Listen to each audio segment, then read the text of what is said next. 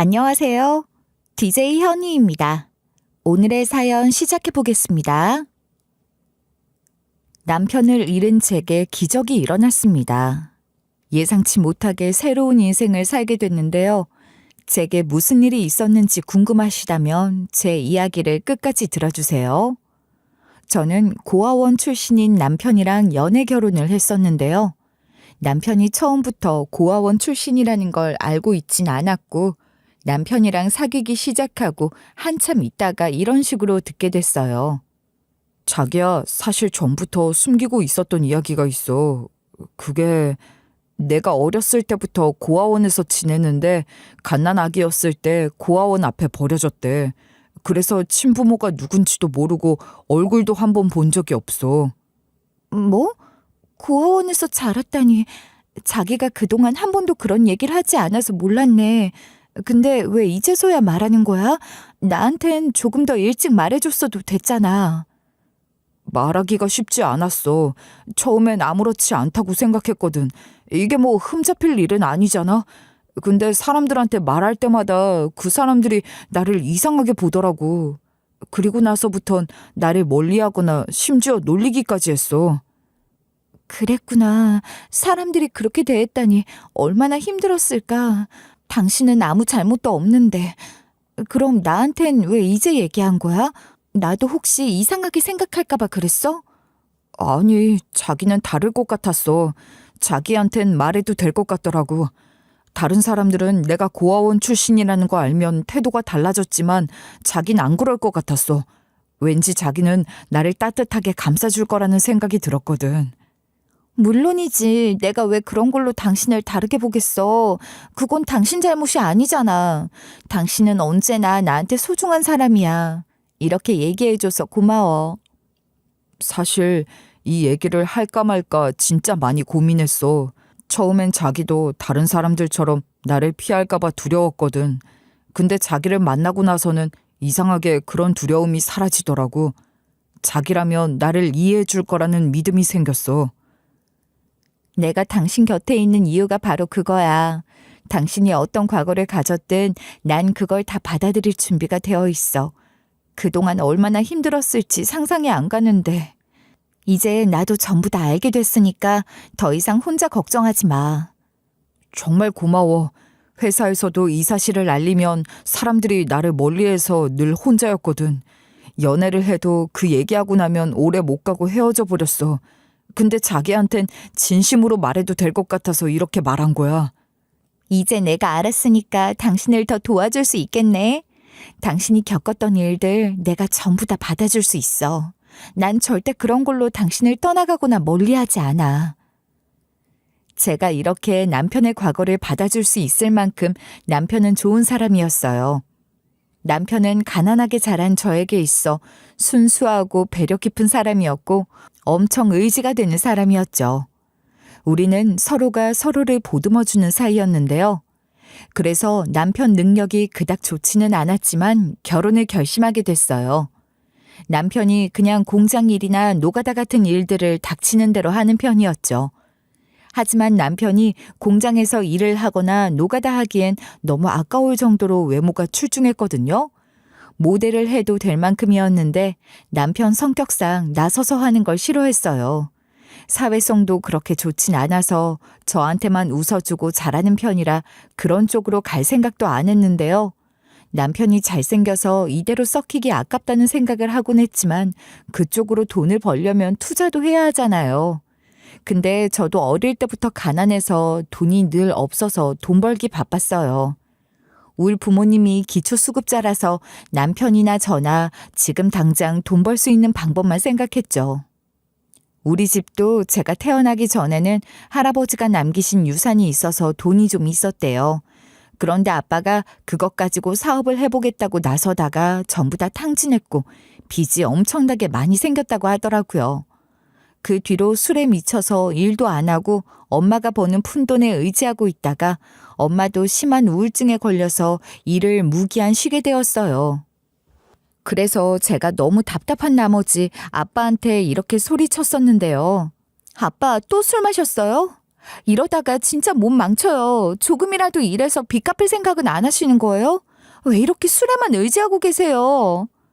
내가 뭘 잘못했다고 그래? 네가 아직 어려서 아무것도 모르나 본데 이 나이에 무슨 일을 하라고 그러냐? 어차피 다 망한 인생이야.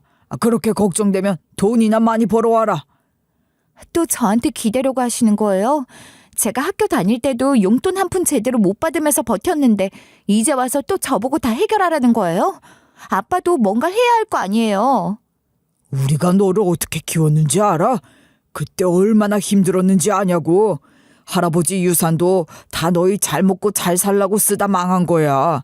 그러니까 네가 그 은혜를 갚아야 할 거 아니야? 은혜요? 저는 그저 빚더미 속에서 겨우겨우 살아남았다고 생각하고 있는데 은혜를 갚으라고요? 아빠가 술에 빠져서 엄마까지 저렇게 만든 거잖아요. 지금도 엄마가 힘들어하는 거 안 보이세요? 엄마 얘긴 하지 말아라. 너네 엄마만 보면 한숨만 나와. 엄마도 너 하나 잘 되라고 저렇게 된 거야. 그러니까 쓸데없는 소리 하지 말고 네가 나중에 성공하면 다 갚아. 아빠, 저는 제 앞가림 하기도 벅차요. 진짜로 이러다간 우리 집 완전히 무너진다고요. 그러니까 이제라도 정신 차리고 일 좀 하세요. 그리고 제가 무슨 돈 벌어오는 기계인 줄 아세요? 제발 책임감 좀 가져보시라고요. 우리 집에 있는 빚 전부 다 아빠가 만든 거잖아요. 내가 만든 빚이라니. 너도 한몫했잖아. 내가 너 학교 보내느라 얼마나 힘들었는지 알아? 아휴, 뼈 빠지게 고생하면 뭐하니. 자식놈이 이렇게 싸가지 없게 나오는데. 학교 다닐 때 장학금 받으면서 다녔는데 무슨 말씀하시는 거예요? 아빠가 해준 게 뭐가 있는데요? 술 먹고 집에 안 들어오고 집안일도 하나도 안 해서 그것도 저한테 시키고 있잖아요. 다른 사람도 아니고 네가 그런 말을 할 줄은 몰랐네. 그래, 다 내가 못난 탓이지. 내가 너를 얼마나 아끼면서 키웠는데. 아끼면서요? 저는 그냥 눈치 보면서 컸어요. 엄마도 힘들고 집안 상황도 엉망이고 저는 어떻게든 제 힘으로 버티고 살아남았다고요. 그래, 내가 무슨 말을 해도 너한테는 다 헛소리처럼 느껴지겠지. 네 눈에는 애비가 너무 한심해 보이니까 이러는 거지. 돈도 안 벌어 오니까. 아빠, 단순히 돈만 안 벌어 온다고 이러는 게 아니에요. 이제는 제발 책임감 좀 가져요. 저 혼자서 전부 다 감당하기 힘들어요. 제가 일했는데도 아빠는 끝까지 일은 안 하고 국가에서 주는 돈으로 술만 퍼마셨는데 엄마까지 아빠랑 같이 그런 생활을 하게 된 거예요. 우리 집은 제가 학생일 때부터 이미 경제 능력을 상실하고 빚만 있었어요. 그러면서 저에게는 키워준 값 내놔라, 은혜 갚아라 이런 말들을 늘어놓으셨죠. 성장기 아이에게 있어 최악의 가정이었어요. 저는 그래도 어떻게든 착하게 마음 먹으려고 노력했던 것 같아요. 아무튼 이렇게 경제적으로 너무 어려운 상황이라 결혼은 안 하려고 했거든요. 그래서 30 중반이 다 되도록 결혼을 안 한 상태였어요. 하지만 살다 보니 제가 벌어오는 돈만 기다리고 있고 밑 빠진 독에 물 붓게 만드는 부모님에게서 벗어나고 싶어지더라고요. 돈이 없어도 묵묵하게 어떻게든 살아보려는 남편이 저 같아 보여서 남편이랑 결혼한 후에 부모님에게서 벗어났었죠. 결혼 후에 부모님이랑 손절하고 울 남편만 보고 살았거든요. 그러다가 드디어 우리 가족한테 기적이 찾아온 거예요. 임신에 성공했다는 소식에 너무 기뻐했었는데 노산이라 애를 어렵게 가져서 그럴까요?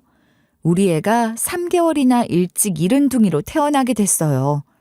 지금은 이른둥이 지원을 잘해주는데 그 당시에는 아니었거든요. 이른둥이로 태어나서 수술비와 중환자실 비용으로 400만 원이 더 들었어요. 우리 애가 감기에 걸릴 때마다 호흡을 못해서 입원해야 했는데 그때마다 30만 원씩 병원비가 나갔죠. 그런 와중에 남편이 저한테 다가와서 다 죽어가는 목소리로 이러더라고요. 여보, 얼마 전에 우리 애가 상태가 이상해서 건강검진 받았잖아. 병원에서 전화 왔어. 애가 또 입원해야 한대. 이번에도 폐렴 같은데 빨리 치료 시작해야 한다고 했어. 또 입원하라 했다고? 병원비 없는데 어떡하지? 지난번에도 30만 원 넘게 나갔잖아. 이렇게 계속 빚이 쌓이면 우리 어떻게 해? 그러니까 지금 그게 문제야. 병원비도 병원비인데 우리 수술비 아직도 못 갚았잖아. 이번엔 50만 원은 나올 것 같은데 어디서 돈을 구해야 할지 모르겠어. 이제 우리한테 빌려줄 사람은 없잖아. 지난번에도 친구들한테 연락해봤지만 다들 상황이 안 좋다고 하더라고. 대출 받는 것도 이젠 힘들고. 나도 당신한테 들어서 알고 있어. 그래서 고민이야. 애가 치료를 받아야 하는데 돈이 없으니 미칠 지경이야. 이러다가 진짜 큰일 나는 거 아니야? 이게 다 내가 노산이라서 그런 건가? 임신했을 때도 불안했는데 이렇게까지 힘들 줄은 몰랐어. 3개월이나 일찍 태어나서 우리 애가 이렇게 아플 줄 누가 알았겠어. 그때는 정말 기적 같았잖아. 우리가 아이를 가졌다는 게 얼마나 기뻤는지. 하지만 지금은 그 기적이 우리한테 너무 큰 시련으로 돌아온 것 같아. 그렇다고 해서 우리가 포기할 수는 없잖아. 애가 이 세상에 나온 이상 우리가 끝까지 책임져야지. 수술비든 병원비든 다 해결해야 해. 근데 아무리 생각해도 방법이 없다. 그러게. 이젠 진짜 어디서 돈을 구해야 할지 막막하다. 빚도 갚아야 하고 우리 애는 계속 치료받아야 하고. 차라리 우리가 더 고생하면 되는 거면 좋겠는데 애가 계속 아프니까 내가 무슨 힘을 써도 부족한 것 같아. 내가 지금 뭘 할 수 있을까 생각해봤는데 역시나 답이 없네. 이러다 병원비 때문에 우리 집 완전히 망하는 거 아니야? 망하는 건 둘째치고 지금 당장 우리 애가 제대로 치료를 받지 못하면 더 큰 문제가 생길 수 있어. 우리 애가 폐렴이면 어떡해. 빨리 조치 안 했다가 위험해질 수도 있잖아. 알아서 더 무서운 거야. 이제 누구한테 돈을 빌리지? 우리 저번에 생전 연락도 안 해본 사람들한테까지 전화해서 부탁했잖아. 더 이상 빌려줄 사람도 없어. 내가 어떻게든 찾아볼게. 내가 다시 친구들한테 연락해보고 다른 대출 방법도 알아볼게. 이번에도 안 되면 정말 우리 어떻게 될지 모르겠다. 제발 이번엔 좀 해결됐으면 좋겠어. 더는 버티기가 힘들어. 우리 애가 좀 여유 있는 집안에 태어났으면 이런 일 없을 텐데. 우리 애한테 정말 미안해서 눈물밖에 안 나온다. 울지마 여보. 이럴 때일수록 우리가 힘내야 해. 내가 무슨 일이 있어도 돈 구해올게. 우리 애가 우리한테 찾아온 것도 기적인데 이 기적을 우리가 지켜줘야 하잖아. 남편이랑 제가 이렇게 하소연을 할 정도로 빚이 계속 생기는데 또 수술은 해야 하고 수술비를 갚을 능력이 안 돼서 미치겠는 거예요. 일단 애는 치료를 맡기고 여기저기 돈을 빌려봤지만 역시나 다들 못 빌려준다고 하거나 빌려줄 상황이 안 된대요. 돈이 항상 부족해서 어떻게 해야 하나 안절부절 못하고 있을 때였어요. 그런데 남편이 집에 들어오면서 너무 밝은 표정으로 이러는 거예요. 여보, 병원비는 걱정하지 마. 내가 다 해결했어. 방금 전에 친구를 만나고 왔는데 그 친구가 빌려주기로 했거든. 다음에 병원 갈 때 병원비 낼 수 있겠다. 뭐? 도대체 누가 빌려준 거야? 당신 친구 중에 그런 큰 돈을 빌려줄 만한 친구가 없잖아. 아무리 생각해도 이상한데? 정말 친구한테 빌린 거 맞아? 병철이 있잖아. 걔한테 빌렸어. 설마 내 말을 의심하는 거야? 일단 병원비를 빌렸고 우리 애 계속 치료할 수 있는 게 중요한 거 아니야? 병철이? 당신 친구 중에 그런 사람이 있었어? 나는 처음 듣는데. 안 그래도 당신 친구도 별로 없는데 갑자기 처음 듣는 친구가 있다고 하니까 그렇지. 당신이 내 친구들을 어떻게 다 알아? 그런 친구가 있어. 당신 갑자기 왜 그래? 그 친구가 돈 빌려줬으니까 된 거 아니야? 남편이 이러길래 순간 할 말이 없어졌어요. 안 그래도 이런 남편이 너무 의심스러웠거든요. 그러던 어느 날 초인종 소리가 들려서 인터폰을 확인해 보니까 저랑 친하게 지내던 이웃인 거예요. 그래서 제가 문을 열어주면서 언니가 웬일이냐라고 했더니 그 언니가 뜬금없이 이러더라고요. 방금 남편 나가는 거 봐서 하는 말인데 너네 남편 나이 많은 아줌마를 만나고 다니는 것 같더라. 내가 몇 번 봤는데 너무 수상해서 사진을 찍어놨어. 그 언니가 이러면서 사진도 보여줬는데 울 남편이 어떤 중년 여자랑 인적 드문 곳에서 대화를 하고 있는 거예요. 사진을 확대해서까지 봤는데 아무리 봐도 제 남편 얼굴이 맞는 것 같았어요. 충격을 받아서 잠시 멍하니 사진만 바라보고 있다가 어떻게 해야 할지 모르겠는 거예요. 그래서 제가 일단 언니한테 이런 식으로 말했었거든요. 언니, 일단 이 사진 좀 문자로 보내주라. 내가 상황 파악 좀 해볼게. 혹시 모르니까 다른 엄마들한테는 비밀로 해줘. 다른 사람이 보지는 않겠지? 알겠어. 방금 문자로 보냈어. 다른 엄마한테 말한 적도 없고 봤다고 한 적도 없긴 한데 이 사진으로 뭐 하려고? 어떻게 할 생각이야? 덮을 생각은 아니지? 언니가 이렇게 묻다가 제가 아무 말도 안 하니까 언니도 어느 정도 분위기를 파악을 했나 봐요. 머뭇거리다가 일단 가보겠다고 하고 그냥 가버리더라고요. 마음 같아선 남편이 퇴근하자마자 사진을 들이밀면서 이 사람 누구냐고 물어보고 싶었어요. 하지만 우리 애가 이렇게 연약하게 태어나서 툭 하면 아픈 것만으로도 힘들었었거든요. 남편이 벌어오는 돈으로 겨우 치료를 하고 있는데 남편이랑 트러블이 있어 봐요. 우리 애는 어쩌지? 지금도 죽을 둥 살 둥 버티고 있는데 싶더라고요. 안 그래도 남편이 큰돈을 빌려와서 이상하다고 생각하고 있었거든요. 만약 남편이 좋지 않은 방법으로 돈을 빌려오는 것일지 몰라도 그 덕분에 우리 아이가 겨우 살고 있는 것이 아닐까 하는 독한 생각이 들었어요. 결국 우리 애를 위해서라도 입 꾹 다물고 일단 견디기로 한 거죠. 우리 애가 어느 정도 건강을 되찾은 다음에 남편이랑 진지하게 대화를 해봐도 괜찮지 않을까 생각한 거예요. 남편이 바람 피우고 있는 걸 수도 있는데 어떻게 그럴 수 있냐 할 수도 있어요. 저도 지금 생각해보면 그 당시를 어찌 버텼나 싶더라고요. 모성애가 이렇게 무서운 건가 싶었어요. 그만큼 남편의 바람을 잡아내는 것보다 우리 아이의 목숨이 더 중요했거든요. 다행히 우리 아이는 인큐베이터에서 나올 정도로 건강해졌어요. 겨우 퇴원을 했지만 저는 아이가 한 걸음 한 걸음 걸을 때마다 무섭기만 했죠. 애가 잘못될까봐 겁이 났거든요. 그래서 다른 아이들보다 몇 배의 노력이 필요했기에 일을 시작할 생각을 못했어요. 제가 열심히 애를 돌본 덕분일까요? 우리 애가 다른 아이들처럼 건강하게 자라면서 저는 물론 남편까지 행복해졌어요. 저는 그동안 의심만 하고 남편에게 그 여자에 대해 물어볼 용기를 내지 못하고 있었죠. 남편이랑 서먹서먹한 사이로 지내고 있었거든요. 남편은 제가 의심을 하고 있는 게 미안할 정도로 밤낮 없이 일하는 사람이었어요. 그러다가 우리 애가 3살 때였을까요? 모르는 번호로 전화가 와서 받아보니까 상대방이 이러는 거예요. 여기 검경합동수사본부 신원확인팀인데 이준성 씨 보호자 되시나요? 이준성 씨 핸드폰이 박살난 상태라 지문 및 DNA를 검사해서 신원을 알아냈습니다. 네, 저희 남편이 이준성인데 신원 확인팀이요? 그게 갑자기 무슨 말인지 저희 남편한테 무슨 일이 생긴 건가요? 지금 남편분께서 교통사고를 당하셔서 병원 응급실로 이송되셨습니다. 상태가 매우 위중해서 바로 수술에 들어갔습니다. 보호자분께서는 빨리 병원으로 와주셔야 할 것 같습니다.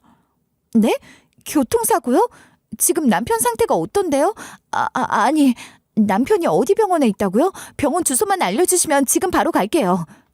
제가 이렇게 전화를 끊고 나서 남편이 있다는 병원으로 달려갔는데요. 그런데 거기 병원 의사가 저한테 이러는 거예요. 이준성 씨 보호자 되시죠? 남편분께서 수술 중 끝내 의식을 찾지 못하셨습니다. 저희가 할 수 있는 모든 것을 다 해봤지만 너무 심각한 부상을 입으셔서 안타깝게도 사망하셨습니다. 뭐라고요? 우리 남편이 사망했다고요? 그게 무슨 말씀이에요? 남편이 죽었다고요? 말도 안 돼요. 오늘 아침까지만 해도 멀쩡했는데 어떻게 이런 일이 일어날 수 있죠? 저희도 많이 안타까운 상황입니다.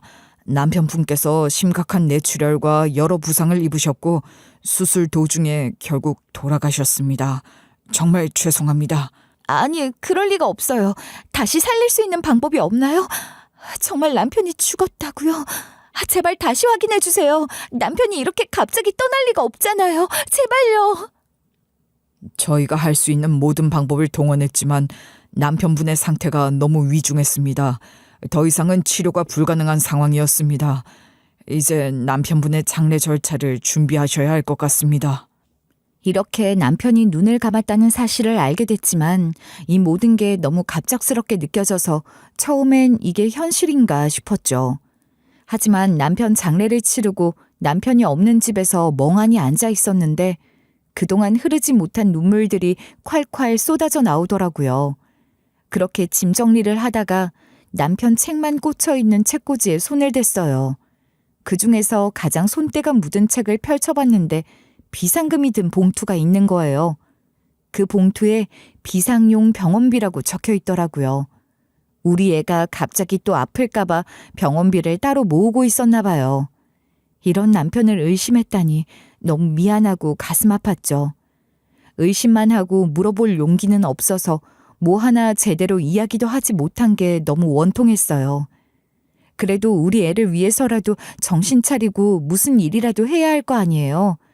그런데 나이 많은 애엄마를 받아주는 회사가 없더라고요. 근처 공장으로 가서 면접을 봤는데 일할 때 휴대폰을 걷는 데다가 잔업이 많대요. 음식점도 알아봤는데 일하는 시간이 너무 길었어요.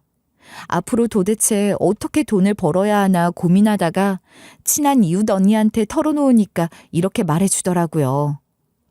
가정부 일은 어때? 나도 해봤는데 시급도 셌고 일하는 시간도 아이 종일반이랑 딱 맞았어. 너는 나보다도 빠릿빠릿하고 청소도 잘하니까 잘할 것 같은데?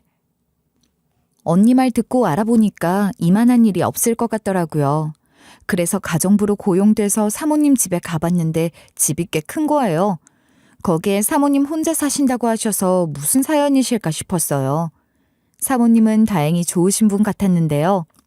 일하다가 많은 이야기를 하게 됐는데 사모님이 남편은 뭐 하시는 분이냐 물어보시더라고요. 그래서 제가 망설이다가 이렇게 이야기했었어요. 사실 저희 남편이 교통사고로 갑자기 세상을 떴어요. 너무 충격적이라 앞으로 어떻게 해야 하나 싶었는데 우리 애 때문에 정신 차렸죠. 그래서 어떻게든 먹고 살려고 가정부 일을 하게 된 거예요. 내 남편도 몇 년 전에 갑자기 심장마비로 죽었거든. 남편이 자산가라 남긴 게 많은데 아들, 딸 딱 둘이 있는 자식 년놈들이 유산을 싹 받아 챙기고 나가서는 나를 찾아오지도 않아. 그래서 사모님이 먼저 자식들한테 전화해서 손을 내밀었는데 딸이나 아들이나 전부 이런 반응을 보였대요. 왜 이렇게 연락이 없어? 이러다가 너네들 얼굴 전부 다 까먹겠다. 조만간 만나서 밥 한 끼 하게. 언제 시간 되니? 바빠 죽겠는데 무슨 밥이야. 나는 뭐 노는 줄 알아? 나한테 시간이 곧 돈이야. 엄마한테 떨어질 게 없는데 왜 그래야 하는데? 고작 밥 먹자고 전화 건 거야? 난 또 뭐라고. 아휴, 엄마, 우리 그렇게 한가한 사람들 아니야. 밥 먹고 싶으면 다른 사람들 찾아. 그렇게 전화를 뚝 끊어버려서 사모님도 다시는 연락을 안 하고 있었대요. 남편분이 돌아가시면서 사모님에게 남기신 재산이 좀 더 많은데 자식들이 그것마저도 나눠달라고 해서 사모님이 거절했더니 그런 태도로 나온다고 하더라고요. 그래서 연을 끊게 됐는데 사모님이 가정에만 충실하느라 친구들하고도 멀어져서 너무 외롭다는 거예요. 그나마 다가오는 친구들도 다들 돈만 밝혀대서 혼자서 지낸 지 꽤 됐는데 최근에 몸이 안 좋아지면서 집안일을 돌봐줄 사람이 필요해졌대요. 제가 사모님과 이런 이야기를 할 정도로 사이가 가까워지고 가정부 일에 익숙해졌을 때였어요. 남편의 첫 기일날이 다가온 거예요. 그래서 사모님께 이런 부탁을 드렸었는데요.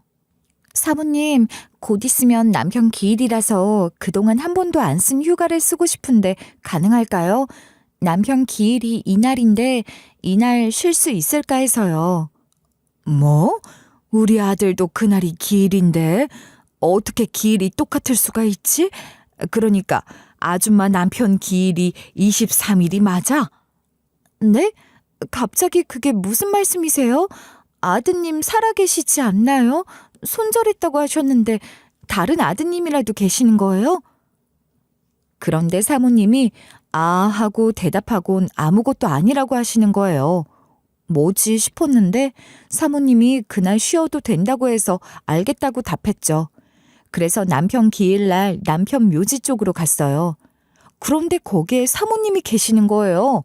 저도 놀랐지만 사모님이 저보다 더 놀라서는 이러더라고요. 우리 아들이랑 길이 같아서 설마 했는데 아줌마 남편분 이름이 어떻게 돼? 설마 준성이랑 결혼한 사람이 아줌마였어? 네? 저희 남편 이름이 준성인데 사모님이 왜 여기에 계시는 거고 저희 남편 이름은 어떻게 알고 계시는 거예요? 진짜로 사모님한테 아드님이 한 분 더 계셨던 건가요? 맞아. 나한테 아들이 하나 더 있었고 그 아들 이름이 준성이었거든. 우리 아들이 자네랑 결혼했다니 도저히 믿겨지지가 않네. 사모님, 그게 무슨 소리세요? 사모님한테 아들이 하나 더 있는데 그 아드님 이름이 준성이라고요? 동명이인이 아니라 저희 남편이 사모님 아드님이라는 말씀이세요? 제가 이렇게 물어봤더니 사모님께서 이야기해 주시는데 울 남편, 그러니까 준성이가 어릴 적에 사모님 댁에 입양이 된 적이 있었다 하더라고요. 사모님이 고아원 봉사를 자주 다녔는데 갈 때마다 구석에 혼자 있는 준성이가 너무 예뻐 보였고 마음에 걸렸대요. 겉돌고 있는 준성이를 챙겨주다 보니 준성이가 사모님을 잘 따르게 돼서 입양을 하고 싶었다는 거예요. 그래서 사모님한테 남편한테 준성이를 입양하고 싶다고 상의를 했대요.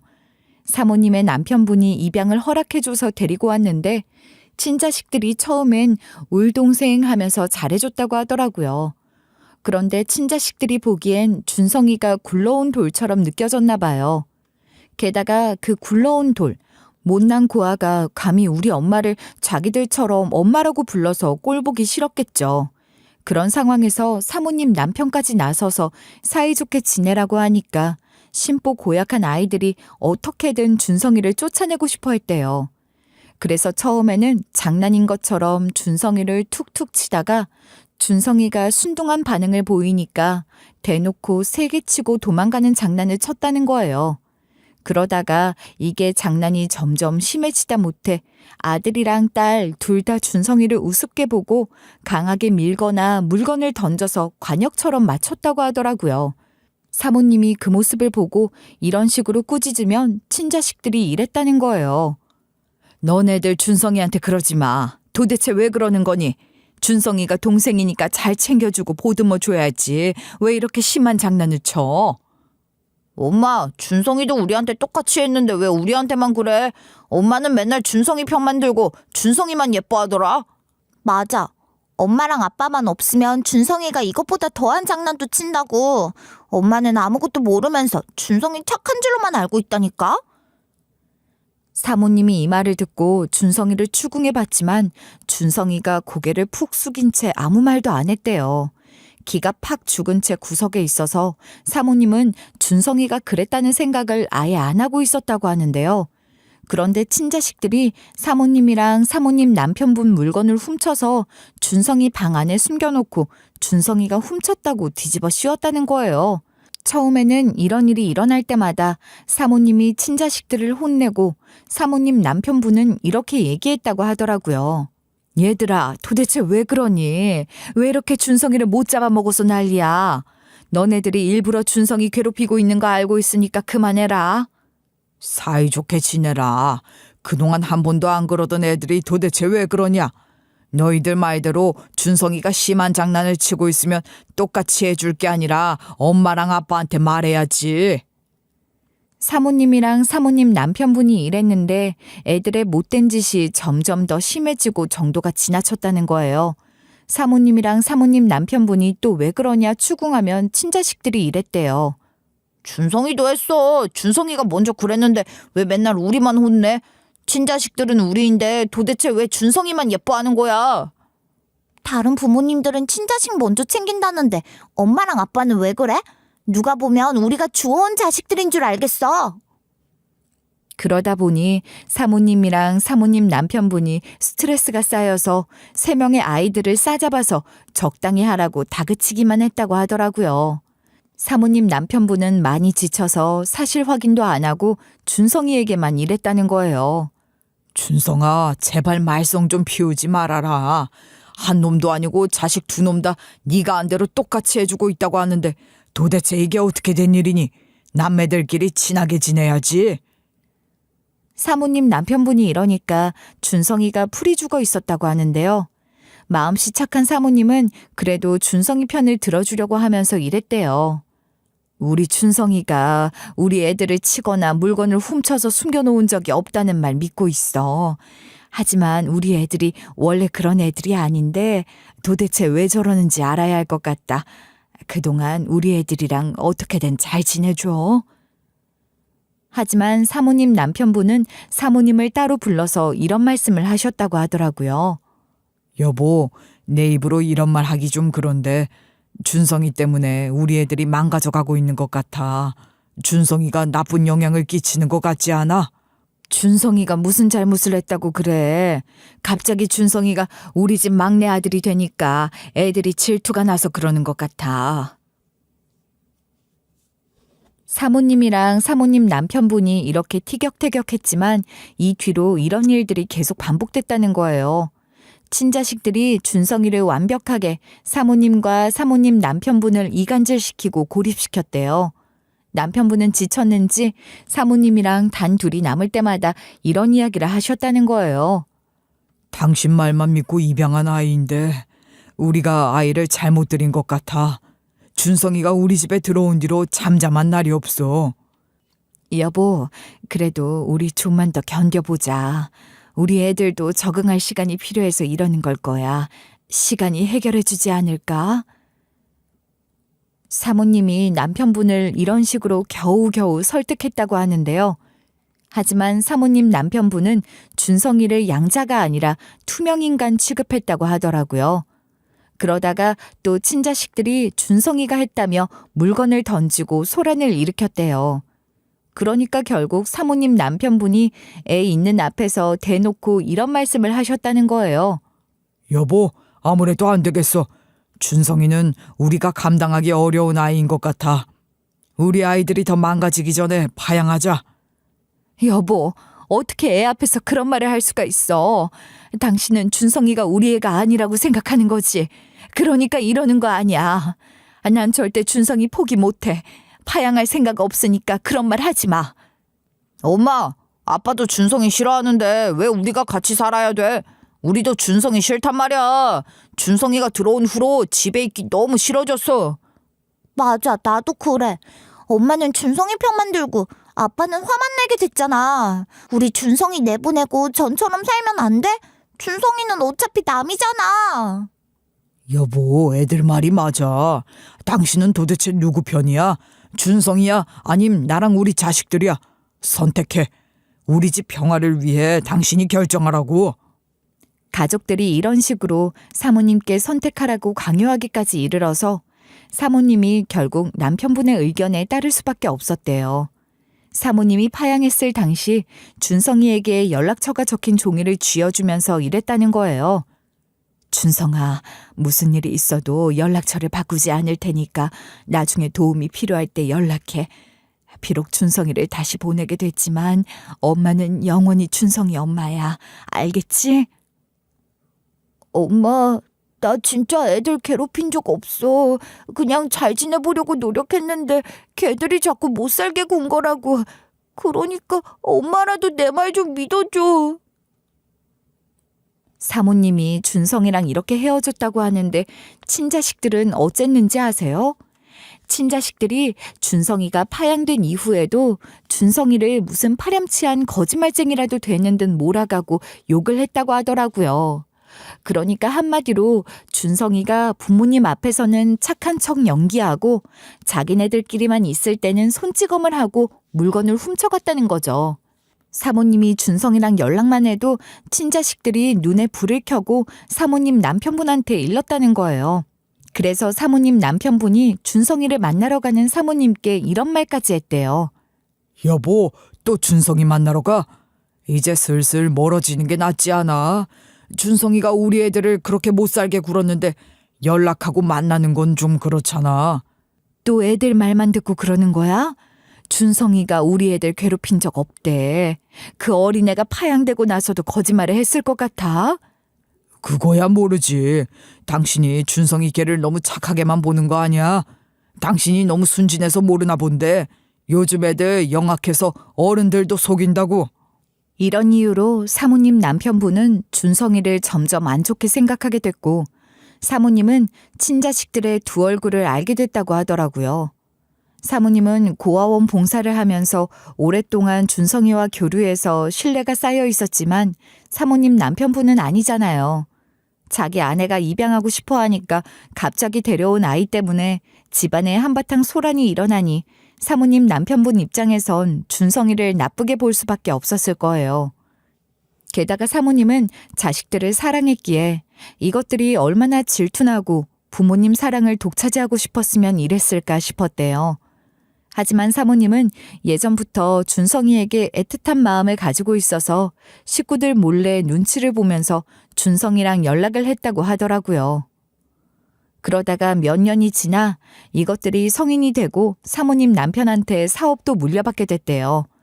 사모님 남편분이 회사 자금이 어딘가 빼돌려졌고 그게 자식들과 연관이 있다는 것을 알게 되자 친자식들을 모아놓고 추궁을 했다는 거예요. 그때 사모님 말로는 친자식 놈들 중에 첫째가 이렇게 변명을 했대요. 가난하게 살고 있는 준성이가 불쌍해서 회사 일을 몇 번 시키며 돈을 주곤 했었는데 알고 보니 이놈이 몰래 회사 돈을 빼돌리고 있었어. 그걸로 뭐라고 했더니 오히려 준성이가 너희들이 시킨 일이라고 자수할 거라고 공갈을 하는 거야. 그리고 자수하기 전에 엄마를 해코지할 거래. 그래서 우리가 돈을 더 갖다 바치며 입막음을 할 수밖에 없었어. 그런데 사모님은 첫째 말을 믿지 않았고 사모님 남편분도 의심을 했다고 하더라고요. 제가 그 이유를 물어보니까 사모님께서 이런 식으로 얘기해 주셨어요. 나는 준성이가 그럴 아이가 아니라고 생각한다.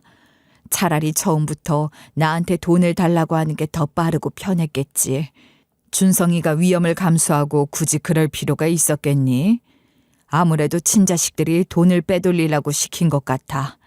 남편은 그 애들이 따로 돈을 챙긴 정황을 정확히 파악하고 있었거든. 사모님한테 그런 일이 도대체 언제 있었던 거냐고 물어보니까 우리 아이 태어나서 병원비가 필요했던 해더라고요. 아, 그때 깨달았죠. 혹시 남편이랑 만났다는 중년 여성이 사모님이 아닐까. 그래서 제가 사모님께 거리 이름을 알려드리면서 이렇게 물어봤어요. 사모님, 혹시 남편하고 여기에서 만난 적 있으세요? 저랑 친하게 지내던 이웃 언니가 거기서 남편이랑 사모님을 봤다고 하더라고요. 거기서 준성이를 자주 만났었지. 우리가 몰래 만난다고 그런 인적 드문 곳에서 만났던 건데 그걸 또 봤었나 보네. 사모님이 이러시길래 역시 남편이 절 속이고 바람을 피운 게 아니었구나 다시 한번 확인하게 됐어요. 그러다 보니 머릿속에서 물음표 하나가 딱 떠올라서 사모님께 이런 식으로 질문해봤죠. 저는 그동안 사모님의 존재를 모르고 있었거든요. 저희 남편이 왜 사모님의 존재를 말하지 않았을까요? 굳이 숨겨야 할 이유는 없잖아요. 나도 그 부분이 궁금해서 준성이한테 물어봤었지. 너네 와이프한테는 내 존재를 말했냐 했더니 준성이가 뭐라 했는지 아니? 사모님이 이야기해 주셨는데 남편이 대답하길 망설이다가 이랬다는 거예요. 사실 아내한테는 내가 쭉 고아였다고 말했었어. 엄마가 나 때문에 힘들어 했었잖아. 엄마한테 더 이상 짐이 되고 싶지 않았고 민폐 끼치고 싶지 않아서 엄마 존재를 말하지 않았지. 엄마가 있다는 사실을 알리면 우리가 어려울 때 엄마 도움 좀 받자는 말이 나올 수밖에 없잖아. 그래서 나 스스로 그 누구한테 손 벌리지 말자. 그런 식으로 최면을 걸면서 살았거든. 하지만 결혼 생활이 생각보다 힘들더라고. 결국 나도 엄마가 보고 싶어져서 이렇게 만나게 됐으니까 아내에게도 사실대로 말해야겠다는 생각이 들었어. 그런데 아내가 요즘 좀 힘들어해. 애가 종종 아픈데 그때마다 지쳐 있어서 말을 할 수가 없었어. 언젠가 아내가 마음의 여유가 생기면 제대로 서로 소개하는 자리를 만들어 보자. 남편 말이 맞았죠. 우리 아이가 너무 아팠기에 고통 속에서 살고 있었거든요. 그러니 새로운 사실과 좋은 소식에 대해서 여유롭게 받아들일 수가 없는 상태였어요. 그러다 우리 아이 상태가 좋아졌을 무렵 남편이 사망하게 된 거죠. 그래서 제가 그동안 사모님의 존재를 모르고 있었던 거예요. 그러다가 사모님이 심각하게 아팠을 때가 있었대요. 그 시국에 그 병에 걸려서 시름시름 앓게 되는 바람에 음식도 못 해 먹으니까 멀리 사는 자식들한테 연락을 했다고 하더라고요. 그것 때문에 사망자도 많았잖아요. 사모님은 자신이 이러다 죽을지도 모른다는 생각이 들 정도로 엄청나게 심하게 앓으셨대요. 그래서 사모님이 혼자서 끙끙거리다가 불안한 마음이 들어서 친자식들한테 전화했더니 이런 반응을 보였다는 거예요. 엄마가 지금 그 시국에 그 병에 걸려서 너무 아프거든. 내가 나가질 못하니까 음식 좀 사서 문 앞에 놔줘라. 약도 사와줘. 엄마, 내가 심부름꾼이야. 요즘 그런 거 사람 쓰면 다 해주는데 왜 그런 걸로 오라가라 해. 이딴 일로 연락하지 마. 안 그래도 정신없어 죽겠는데 이런 걸로 전화하고 난리야. 엄마가 지금 우리한테 그런 부탁할 때야? 우리 몰래 준성이 만나는 것도 다 알고 있었어. 우리보다 그딴 고아가 좋은 거지? 그렇게 우리 손길이 필요하면 준성이한테 연락해. 이제 아빠 재산도 잘 나눴으니 서로 갈 길 가자. 그동안 엄마한테 남은 몫이 얼마냐. 조금만 더 주라고 생난리를 치더니 그놈들이 이렇게 불효를 하니까 안 그래도 아파 죽겠는데 열이 뻗쳤대요. 결국 사모님이 딸이랑 아들한테 전부 다 이렇게 화를 냈었다고 하더라고요. 그래, 니네들 둘 다 이런다는 거지? 어쩜 짠 것처럼 니들 둘 다 이런 식으로 불효막심한 짓을 하는 거니? 니들 말대로 남처럼 살자. 나도 자식놈들 없다고 생각하고 살련다. 사모님이 이런 식으로 쏘아붙이고 전화를 끊어버렸다는 거예요. 그러니까 사모님이 자식들이랑 손절했다는 시기가 바로 이때라는 거죠. 그리고 사모님이 제 남편한테 연락을 해서 와달라고 했고 남편이 밥이랑 약을 사서 문 앞에 놔줬대요. 그 뒤로 남편이 계속 그렇게 도와주면서 사모님이 나아졌지만 후유증이 3개 남아서 몸이 많이 약해졌다고 하더라고요. 그래서 남편이 또 병간호를 해주려고 가다가 사고를 당했다는 거예요. 어쩐지 남편이 사고 당한 곳이 남편이 자주 가는 곳이 아닌데 이상하다 싶었거든요. 핸드폰 내역을 볼 생각도 못했던 게 남편이 차에 치이면서 100m 넘게 날아갔고 핸드폰도 같이 날아갔어서 복구가 불가능할 정도로 박살이 났었어요. 사모님은 그동안 준성이가 오기로 했는데 오질 않으니까 걱정을 했대요. 게다가 연락까지 안 되니까 병원 내를 돌아다니면서 기다리고 있었는데 어느 날 병원 내에 위치한 장례식장 전광판에서 준성이 이름과 사진을 발견했다고 하더라고요. 그걸 본 순간 믿을 수가 없어서 장례식장을 기웃거리다가 이런 소리를 들었었대요. 준성이가 그 시간에 왜 이쪽 동네에 있었을까? 공장에는 연차를 냈었는데 아내분한테는 출근한다고 거짓말을 했었대. 에휴, 그래도 병원 근처에서 사고가 나서 다행히 금방 수술할 수 있었다고는 하더니만 이렇게 가더니 웬일이래. 처자식만 안 됐지, 안 됐어. 사모님은 이 말을 들은 순간 온몸이 무너져 내리는 기분이 들었고 남편 장례식장에도 갈 수가 없었다는 거예요.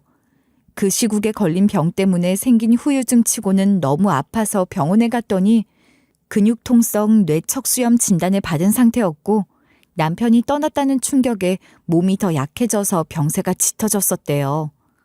그 후로 사모님이 점차 괜찮아지시긴 했지만 아들 장례식도 못 갔다는 죄책감에 오랫동안 힘들어하던 와중 저를 만나게 된 거죠. 이렇게 사모님 인생과 제 인생 이야기를 각자 나누고 서로 모르고 있었던 퍼즐을 한 조각씩 맞추다 보니 울컥하더라고요. 그래서 사모님이랑 제가 부둥켜 안고 얼마나 울었는지 몰라요. 울 남편이 이렇게나마 양어머니이자 제 시어머니를 만나게 해주려고 한 것 같아서 감동이었어요. 그렇게 한참을 울다가 사모님이 우리 딸을 보더니 이러시는 거예요. 그럼 네가 내 손녀로구나. 건강하게 큰 것 같아서 다행이다. 우리 손녀딸 이제 할머니라고 불러. 할머니가 많이 챙겨줄게. 그래서 사모님이 저랑 저희 딸을 못 알아봤구나. 남편이 우리 애가 있다고 이야기해주면서 사진 안 보여줬어요? 사모님이 보여달라고도 안 했고요. 제가 이런 질문을 하니까 사모님께서 당연히 물어보셨다고 하더라고요. 그런데 남편이 답하는 걸 주저하다가 이렇게 했었대요. 그게 아이가 있긴 한데 좀 아파. 원래 애들은 아프면서 크는 거잖아. 우리 애는 잘 크고 있으니까 너무 걱정하지 마. 남편이 이러면서 아이 사진은 안 보여줬다는 거예요. 그래서 사모님이 아이가 많이 아픈가 보다 하고 생각하고 있었다고 하더라고요. 사모님이 이제 와서 생각해 보니까 대놓고 말은 안 했지만 준성이가 사모님의 친자식과 남편을 조금은 원망하는 모습을 보였던 것 같대요. 사모님이 친자식들이랍시고 손주들 사진을 핸드폰 배경화면으로 해놓은 적이 있는데 남편이 그걸 보고 이런 식으로 물어봤다고 하더라고요. 엄마, 그 사진 좀 보자. 만날 때마다 배경화면이 똑같더라고. 항상 그 애기들 사진으로 해놓던데 누구 애기길래 그래? 누구 사진이긴 손주들 사진이지. 내가 남의 집 자식 사진을 해놓겠니? 친자식들도 이제 결혼해서 손주들을 낳았어. 세월 참 빠르지? 사모님이 이렇게 이야기하자마자 남편 표정이 굳었대요. 그리고 남편이 이런 식으로 원망을 하듯이 말했다는 거예요. 그렇게 못되게 굴었던 애들이 저렇게 건강하고 천사 같은 아이들을 낳았네. 세상 참 불공평하다. 그런 애들은 벌 받을 줄 알고 버티고 살았는데 나보다 더 행복하게 잘 살고 있는 것 같아. 춘성아, 무슨 말을 그렇게 해. 네 아이도 너를 닮아 천사같이 예쁘게 클 거야. 그 누구보다 행복해질 테니까 그런 생각하지 말아라. 사모님이 이렇게 남편을 달랬었지만 소용없었대요. 사모님의 친자식들과 관련된 것만 언급하면 남편의 분위기가 싹 달라졌다는 거예요. 어느 날은 남편이 이렇게 농담식으로 물어봤었다고 하더라고요. 엄마, 만약에 내가 엄마 친자식들한테 복수해도 엄마는 날 이해해 줄 거야? 아니면 왜 그랬냐고 나 원망하고 미워할 건가? 너도 내 친자식이나 다름없다. 원래 형제들은 서로 싸우면서 크는 거 아니겠냐? 싸워도 모른 척 해줄게. 준성이 너는 알고 있지? 엄마는 항상 네 편이다. 사모님 말로는 그 당시에 남편 표정이 참 슬프고 뭔가 씁쓸해 보였대요. 하지만 이렇게 모든 일을 다 겪고 나서 뒤돌아보니 마지막까지 자신을 진심으로 사랑해줬던 자식은 친자식들이 아니라 저희 남편뿐이었다고 회상하셨는데요. 사모님이 이번엔 저한테 그러시더라고요. 며느라, 괜찮으면 아들 몫의 도움을 좀 받아줘라. 이렇게 우리가 가족이라는 사실을 알게 된 것도 운명 아니겠니? 내가 너무 외로우니까 같이 살아줘. 그래서 제가 살던 집을 처분하고 딸이랑 같이 사모님, 아니 어머님 집에서 지내게 됐죠. 우리가 그렇게 진짜 가족처럼 지내게 됐어요. 저는 사모님을 어머님이라고 부르고 우리 딸은 할머니라고 부르면서 살고 있었거든요. 갑자기 전화벨이 울려서 어머님 쪽을 쳐다봤는데 어머님이 핸드폰 화면을 보고 표정이 확 굳었어요.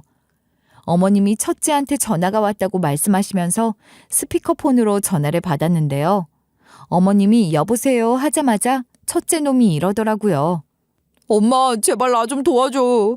동생이랑 같이 사업을 시작했는데 같이 일하던 파트너가 돈을 들고 해외로 튀어버렸어. 돈이 하나도 없어서 여기저기 빌리다가 이제 더 이상 아무도 안 빌려줘서 집이랑 차까지 다 팔고 난리가 났어. 그래서 나보고 어쩌라는 거냐? 니들이 먼저 손절하겠다고 해놓고 니들이 아쉬워지니까 연락하는 건 무슨 배짱이야? 나는 너네들 내 자식이라고 생각하지도 않아. 내 자식은 하나뿐이다. 너네들 때문에 파양당한 준성이 하나뿐이니까 어디 가서 내 자식이라고 하지도 말고 그냥 부모 없는 새끼라고 말하고 다녀라. 어머님이 그 뒤로 친자식 놈들 연락처를 전부 다 차단했다고 하더라고요. 집까지 찾아오면 물벼락을 내리든 소금을 뿌리든 아주 참교육을 해준다고 하셨는데 그것들이 지들 분수를 알고 알아서 떨어져 나갔나 봐요. 아직까지는 별탈 없이 우리들끼리 화목하게 잘 지내고 있어요. 그러다가 이렇게 사연글을 써보게 된 거예요. 남의 먼지를 털어내는데 집중하다 보면 어느 순간 그 먼지가 나한테 쌓여있게 된다고 하잖아요. 그러니까 여러분도 울 어머님 친자식들처럼 파렴치한 것들이 있다면 굳이 안고 가려고 하지 마시고 훌훌 털어버리시길 바랄게요. 여기까지 제 이야기 들어주셔서 감사합니다.